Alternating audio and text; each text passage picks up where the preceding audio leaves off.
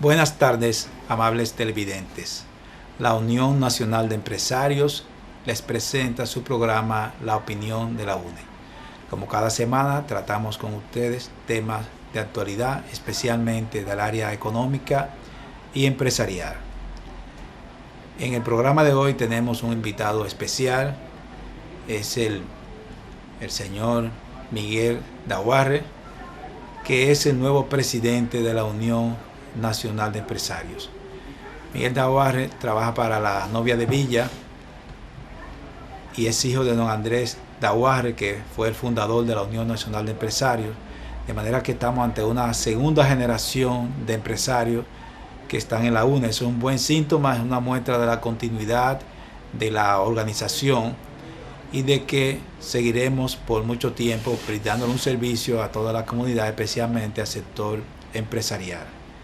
Vamos a darle la bienvenida al señor Daguarre, a Miguel Daguarre, e invitarles a que nos hable sobre sus planes en la presidencia de la Unión Nacional de Empresarios, que será por un periodo de 2 años. Así que bienvenido, Miguel, y cuéntanos un poco cuáles son tus planes. Bueno, muchas gracias. Primero que nada, tengo que darle las gracias a toda la membresía de la Unión Nacional de Empresarios, quienes fueron los que me eligieron para ocupar la presidencia durante los próximos 2 años. La Unión Nacional de Empresarios, como todos sabemos, es una organización fundada, creo que, como dijo Héctor Cuevas, por un grupo de empresarios, creo que fue en el año 1992. Perfecto, en 92. Hay unos principios, la UNE se fundó en base a unos principios, básicamente la defensa de la libre empresa, la defensa del libre comercio, exacto, el diálogo como un método de solución de los problemas nacionales, la democracia como sistema de gobierno, esos son los principios básicos. Y la familia. Sobre todo como entidad de la sociedad principal, ¿no? ¿Verdad? Como ente principal de la sociedad. Entonces, nosotros para estos 2 años tenemos que afrontar muchos retos, los cuales algunos ya se han empezado desde nuestro pasado presidente, que estuvo muy involucrado en lo que es el pacto eléctrico, el señor Luis Moquete, quien nos ha estado representando, y quienes en ese pacto eléctrico nosotros como organización hemos hecho algunos aportes importantes que pensamos que deben ser considerados en el proyecto final que salga de aquí, de este pacto. Entre los cuales lo principal que estamos proponiendo es la comercialización de la electricidad sea pasada al sector, a las manos privadas, para que tanto lo que sea la lectura de los contadores, la instalación, los cobros, la facturación, todo sea manejado por el sector privado, y de esta manera reducir bastante esto sobre empleomanía que tienen las EDES en este sector. Eso, aparte de la iniciativa del proyecto del código eléctrico, es muy importante debido a que con este proyecto, con este código, quedaría muy claramente todo regulado, todos los materiales que se utilizarían para las instalaciones y todo ese tipo de cosas en la electricidad, y sobre todo el personal técnico que tendría que tener, la capacitación que tendría que tener. O sea que en ese aspecto nosotros tendríamos que continuar los aportes que estamos haciendo en este pacto. El año que viene, creo que después de que pasen estas navidades, van a haber muchas otras cosas que tendremos que seguir participando. Se habla de un posible pacto fiscal. En ese pacto fiscal posible, si nos llamaran a nosotros, que creemos que vamos a ser invitados, también tendremos que presentar nuestras propuestas de ver cómo se redistribuye la carga tributaria de una manera más eficiente, porque realmente nuestro sector ha sido muy golpeado. El sector comercio es quien ha cargado bastante. Cada vez que hay una reforma fiscal es como la parte más sencilla de cargarle. Así es, porque más hay una imagen de que el comercio, una imagen errónea de que el comercio no aporta, pero el comercio da un servicio. Los productos no se pueden consumir sin pasar por el canal de comercialización.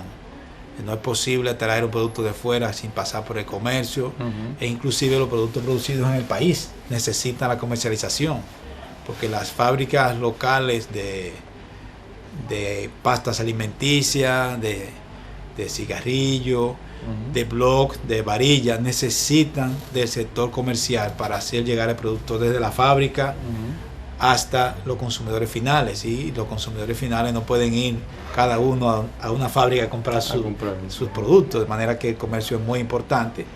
Pero entiendo que el comercio ha rendido un gran papel a la economía, está por el lado de las recaudaciones, pero sobre todo por el tema de la empleomanía. O sea, hay una cantidad de personas trabajando en el sector comercial, y es una medida de la dinámica de la economía. Si el sector comercio crece, significa que la economía se está moviendo, ¿verdad?, con agilidad, está dinámica. Y la mayor parte de las recaudaciones de ITEVIS, que es el impuesto principal que tenemos aquí, se hace a través del comercio. Bueno, hablando del ITEVIS, el ITEVIS se suponía que en el año 2015 iba a bajar de 18 a 16%, y creo que habría una reducción más este año, el 2016. Pero debido a que no se consiguieron las recaudaciones precisas, la presión tributaria que quería impuesto interno, eso se desechó. Ahora, en 2016 tendríamos que ver si realmente esto se puede lograr, porque sería algo que quizás para los consumidores es algo favorable, sobre todo que ya se le han venido subiendo las tasas que estaban bien bajas, se han ido subiendo, y creo que ya este año se igualan al 16%, o suben al 16% las que estaban más bajas.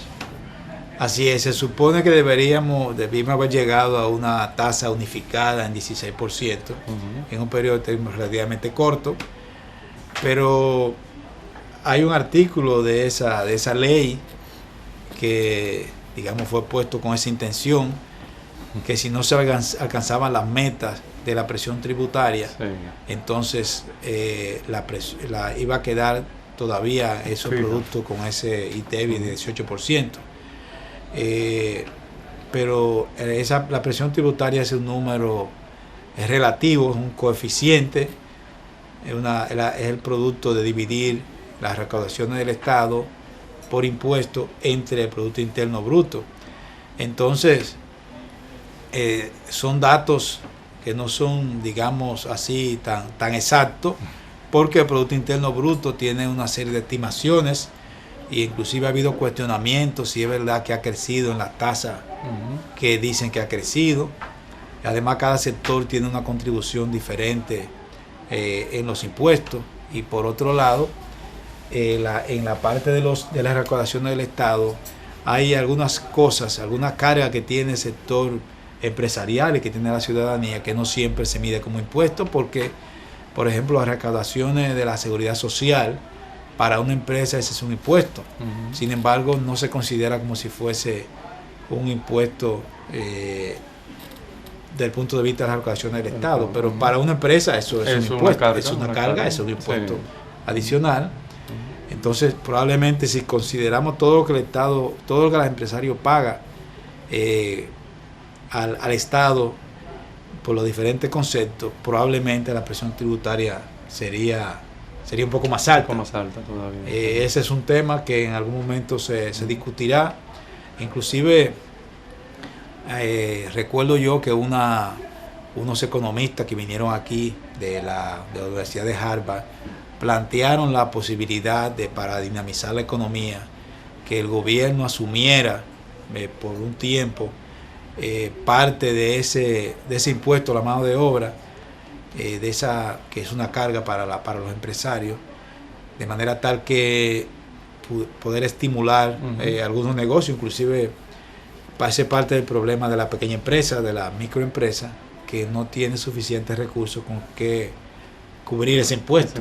Y eso trae mucha informalidad, que es una de las preocupaciones que tenemos en la UNI y en otras organizaciones empresariales, el tema de la informalidad. Sí, la informalidad es una de las cosas que realmente la UNI ha tratado de ayudar a la Dirección General de Aduanas en este sentido, porque hay una serie de inconvenientes con los negocios que se han instalado en base a la informalidad por todo esto de las pacas, las mudanceras, importaciones paralelas que están haciendo mucha gente, y afecta bastante considerablemente el sector comercio.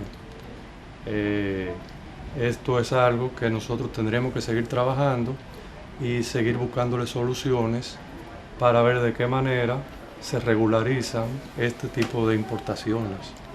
Que probablemente si se reduce la informalidad, si cada negocio contribuye normalmente con su parte, lo que le corresponde en la parte impositiva, se podrían aumentar las recaudaciones sin necesidad de aumentar los impuestos. Veremos a ver si cuando se discute el pacto fiscal, esos elementos se toman en cuenta. Con el permiso de amables televidentes, vamos a hacer una pequeña pausa y en unos minutos estaremos de nuevo con ustedes. Gracias.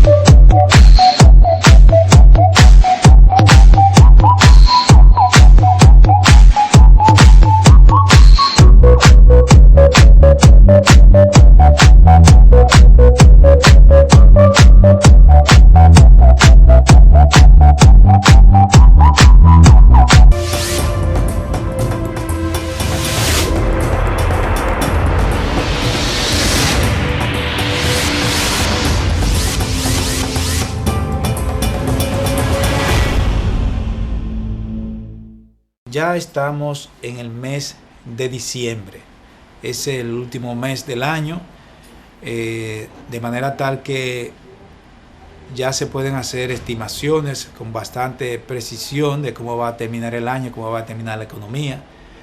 En el mes de noviembre tuvimos, como el año pasado, el Black Friday, que fue un viernes llamado el Viernes Negro, que va después de Thanksgiving, de Acción de Gracias, donde hubo una masiva venta por parte de los principales comercios del país, de manera que ya los comercios deben tener muy claro cuál va a ser su volumen de ventas en este año. El comercio creció según las estadísticas del Banco Central. Naturalmente no todos los sectores crecieron en igual medida, pero ya hay suficiente elemento para poder hacer algunas estimaciones de cómo fue este año. Vamos a aprovechar aquí la presencia de Miguel Daguarre para que nos hable un poco de cómo ha sido el año, cómo cree que va a cerrar el año, y si tiene alguna idea de cómo va a ser el próximo año también, que nos indique algo. Bueno, como tú mencionaste, Héctor, el Black Friday ya se ha venido institucionalizando en la República Dominicana durante los últimos 2 o 3 años, y cada vez el volumen que genera es cada vez mayor. Este año muchas empresas dicen que llegaron a tener ventas de más de un 50% con relación al año anterior. Cada vez ha ido creciendo de una forma que el consumidor se ha ido preparando. Entonces quizás periodos antes el consumo en las tiendas tú lo ves que va a bajar un poco, porque la gente se está preparando para esta fecha en especial. Eso indudablemente ha ayudado a un crecimiento en este último cuatrimestre del año, y ahora con las ventas de las Navidades se espera un crecimiento aún mayor. Nosotros esperamos un crecimiento aproximadamente entre un 8 y un 10% para este fin de año en lo que sería el sector comercio, y creemos que las ventas van a ser buenas, que la gente se va a poder comprar cada vez productos más asequibles con mejores precios debido a la gran cantidad de competencia que hay en el mercado. En la mayoría de los renglones tú puedes ver ya que los mismos bancos se han integrado en las campañas de todos los comercios, ofreciendo descuentos cuando usan el consumo de la tarjeta del banco. Esto así porque el banco se beneficia con el financiamiento que están haciendo los clientes, y es posible en base a esto dar unos descuentos mayores. El consumidor es el que se beneficia de esto y el comercio, porque el comercio genera unos volúmenes de venta mucho mayores. Esta es una práctica que ya llevamos unos años utilizándola y ha sido bastante efectiva. Se seguirá utilizando y eso ayuda al incremento de las ventas. Sí, yo noté en un momento determinado que fui a un comercio a comprar un electrodoméstico y me preguntaron si tenía la tarjeta de un determinado banco. Y me dijeron que simplemente por usar esa tarjeta tenía un descuento adicional. Parece que la integración de los bancos con el comercio ha ayudado significativamente a que ellos hagan más negocio, eso es lo que ellos quieren los bancos, y también a contribuir a dinamizar el comercio. Eso parece muy interesante. Si eso se logra aquí, integrar, eso probablemente hará mucho más fluidos los negocios. ¿Y cómo usted piensa que va a ser el próximo año? ¿Qué se espera para el próximo año? Nosotros los dominicanos siempre, cuando pensamos qué es lo que vienen elecciones, el 2016. Entonces normalmente somos un poco conservadores en épocas de años electorales, porque pensamos que el consumidor se siente un poco, ¿cómo se dice?, temeroso a hacer gastos innecesarios en años electorales. La práctica realmente yo creo que no ha sido así en los últimos periodos electorales que hemos tenido, y creo que vamos a tener un año bueno con crecimiento estable. Va a seguir creciendo establemente la economía, sobre todo en nuestro sector. Pensamos que va a seguir creciendo. O sea que el próximo año, a pesar de que hay elecciones, se espera que sea un año estable. Bueno, que yo creo que hemos aprendido un poco, ya las elecciones no son tan traumáticas como eran en una época, de manera que es un periodo normal. Esperamos que sea así, y también por lo que se ve en el presupuesto del gobierno para el próximo año 2016, parece un presupuesto bastante sensato, razonable, equilibrado en gran parte, de manera tal que no se esperan gastos más allá de lo normal. O sea que yo creo que sí, que puede ser un buen año, a pesar de que está pendiente el tema del pacto fiscal, que se entiende que es una encomienda que el gobierno debe abordar, porque las finanzas públicas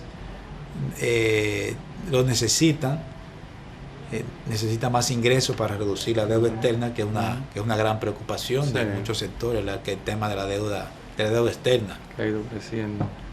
O sea, yo me imagino que se abordará ese tema a principio del año quizás después de las elecciones. Quizás después de las elecciones. Esa es una de las tareas pendientes. Sí. Y no sé si se terminará el pacto eléctrico antes de las elecciones. Ese es otro detalle. Tema, sí. Porque ya se tiene mucho tiempo discutiéndolo. No sé si concluiremos eso antes de las elecciones y el presidente podrá anunciar dentro de sus logros para su campaña electoral, quizá el presidente quiera anunciar también la conclusión del pacto eléctrico. Sería excelente. No sé, pero esa es una posibilidad. Es una posibilidad. Es una posibilidad, sí. Tal como usted dice, yo dudo que lo del pacto fiscal se vaya a discutir, porque eso tiene otras tiene otras implicaciones. El pacto fiscal, diferente al pacto educativo, implica que hay sectores que se van a sacrificar. Sí. En el pacto educativo era simplemente hacer un programa, un plan para el desarrollo del sector educativo. Y la energía eléctrica, ¿cómo está afectando al comercio últimamente? Creo que han arreciado los apagones. Sí, de nuevo estamos en un periodo que han arreciado. Me imagino que el consumo es ahora mucho mayor porque la gente en época navideña como que gasta más. Y eso quizá la carga que hay ahora mismo es muy fuerte y ha producido algunos apagones. Pero el comercio está preparado realmente con todas sus plantas eléctricas y cosas. Se encarece un poco el manejo, pero esperamos que no sea por mucho tiempo. Vamos a ver si el proyecto de la planta de Punta Catalina, que de alguna manera va a tener una incidencia y que entiendo bastante avanzado, que se terminará próximamente, y esa reducción de los precios del petróleo pueda contribuir en alguna medida a reducir el costo de la energía eléctrica. Y si las EDES se hacen más eficientes, que son de las cosas que se esperan conseguir con el pacto eléctrico, probablemente también podrán reducir el costo de la energía eléctrica y traspasar a los consumidores la reducción del costo que tienen las EDE, porque las generadoras sí redujeron el costo ya, pero las distribuidoras no han traspasado ese costo, esa reducción de costo no se la han traspasado a los consumidores. Esperamos que, como tenemos